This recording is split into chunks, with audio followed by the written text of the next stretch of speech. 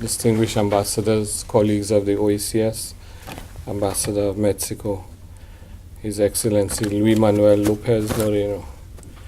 Excellency, it is a distinct pleasure to welcome you here today on your formal accreditation as Ambassador of Mexico to the OECS. Your appointment heralds a new chapter in the engaging story of OECS-Mexico relations. While Mexico and individual OECS member states have benefited mutually from over 30 years of bilateral relations, Mexico has the distinction of being one of the first countries to have established formal ties with the OECS. Your staunch commitment to the OECS and to South-South cooperation has engendered reciprocal statements of deep trust and respect.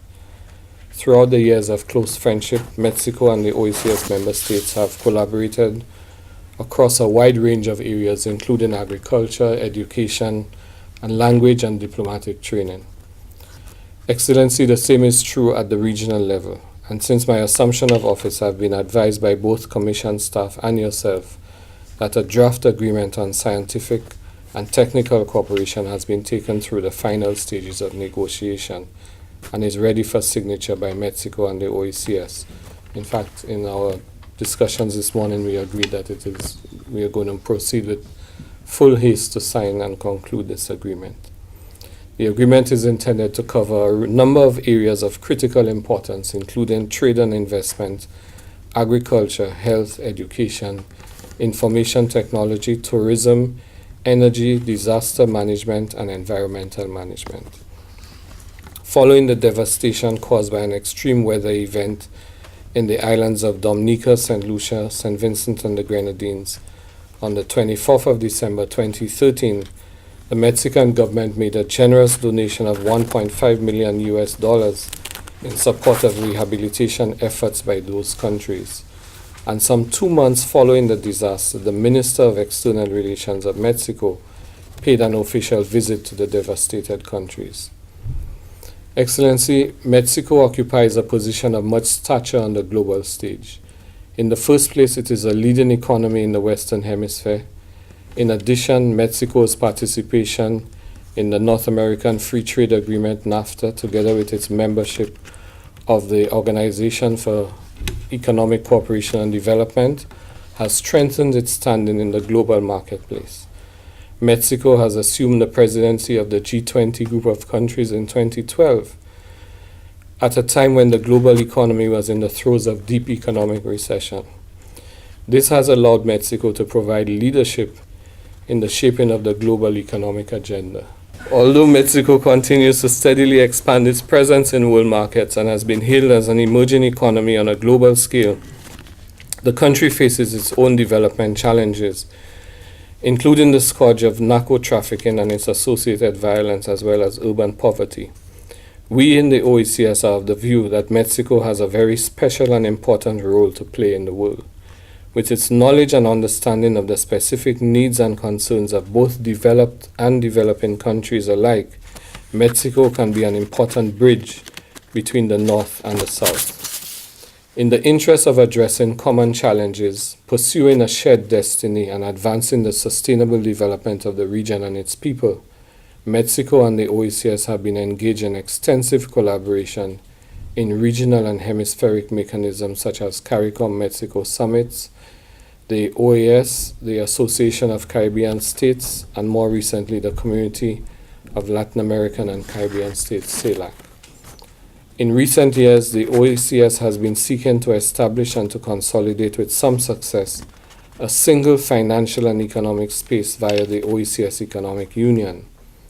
While in many respects the single financial and economic space, the expanded market, the pooled productive capacity, material and manpower resources represented by the Union will help to reduce or even offset the vulnerabilities typically associated with small island development states, many of the obstacles faced by the OECS in its pursuit of sustainable development will require additional resources and technical expertise. In the OECS, we are counting on our partners in development to acknowledge and to respond to the unique circumstances of small island states and to support our organization in its quest for improvements in the quality of life of its member states. Given the unprecedented initiative launched by the UN to mobilize members' attention to the vulnerability of small island states this year, it is our hope that we can utilize this excellent opportunity to pursue new areas of cooperation with our development partners such as Mexico. In closing, Your Excellency, I wish to reiterate that Mexico is an extremely valuable friend and partner to the OECS. In addition, I would like to take this opportunity to sincerely wish you every success in your new position. I have no doubt that the relationship between Mexico and the OECS will benefit from your critical input as we commit our respective organizations to improving the quality of life of the people of the region. At this point, I would wish to invite Ambassador Moreno to present his letters.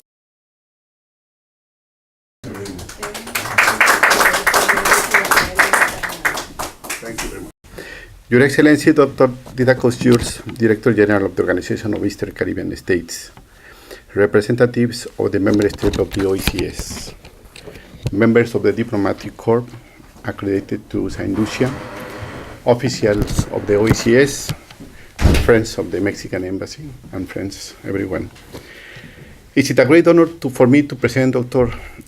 Didacus Jules my accreditation as a permanent representative to the Organization of the Caribbean States Association, and to ratify that for the government of Mexico headed by the President Enrique Peña Nieto, it's very important to have a permanent representative to the OECS, not only for the importance, the knowing the advancements and progress of this great effort of the sub-regional integration, but to contribute and in a decided manner through cooperation and dialogue to attain the objectives of the Organization of the Caribbean States.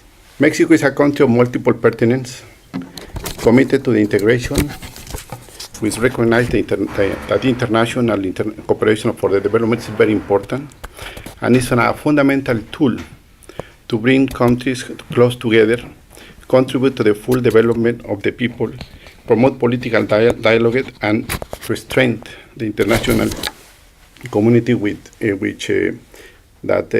fights for peace, safety, and justice. We are good dialogue partners for what we believe, for what we try to achieve, or because we face similar problems. Minister Meade has indicated that with whom is Mexico speaking from the geographic perspective and what is speaking about. And Mexico is speaking with the Caribbean countries. So that's very important for us. For the reason Mexico has established an embassy in the Eastern Caribbean, to have a permanent presence in the regions will contribute significantly to intensify political dialogue at the highest level with the countries of the West Indies, to promote commercial exchange and to launch a joint cooperation agenda that constitutes a fundamental line of this diplomatic activity in the region. Upon setting these objectives, Mexico recognizes and acknowledges that the institutional strength of the OECS is an essential asset for the understanding and the attention given to the development challenges faced by the small island states. Because the organization has given ample evidence of its ability to make the monetary union successful with the adoption of the Eastern Caribbean dollar and the formation of the central bank, besides the institution of the Eastern Caribbean Supreme Court, the Civil Aviation Authority, and the free movement of the goods and services, the Parliamentary Assembly, and safety and other ambitious initiatives of integration that make them unique in the continent.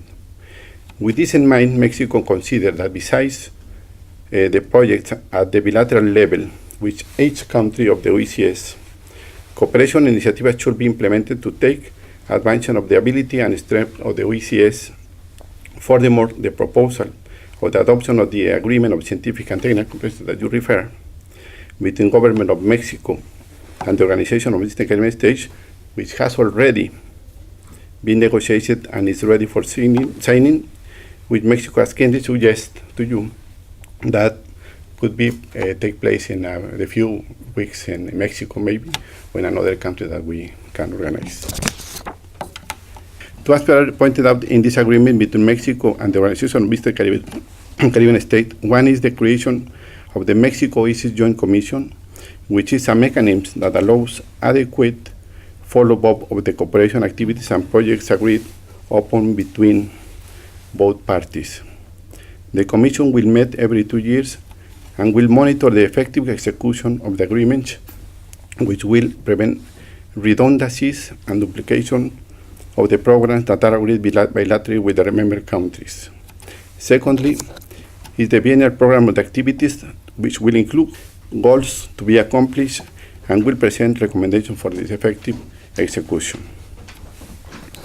Ladies and gentlemen, Mexico is a very important for Mexico it's very important to continue with these actions of cooperation with the organization for the future, and we are confident that the signing of this agreement will give a new and renewed boost to our collaboration, thereby fulfilling the cooperation initiatives in the areas of health, education, environmental management, information technology, public security, energy, commerce, infrastructure investment, transport, ports, investment, tourism, and any other issue that is important for us.